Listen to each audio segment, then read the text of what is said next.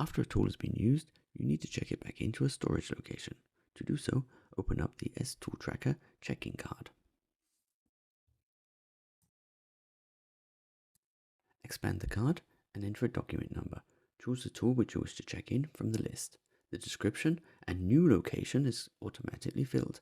This takes the location, which is the default for that particular tool. Now select the work location where the tool is located. There may be multiple work locations because multiple tools may be checked out in those locations. Now select a quantity. This is a serial number track tool. This means we need to choose the appropriate serial number. To do so, select Line, Tool Tracking Lines. Click on the little dots and choose the appropriate serial number. In this case, we only have one.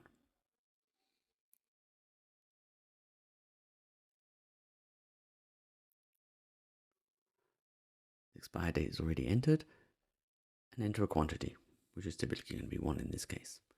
Close the card.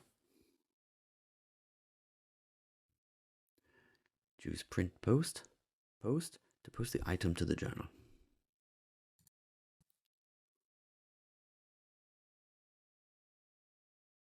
Now open our tool card and select the appropriate tool.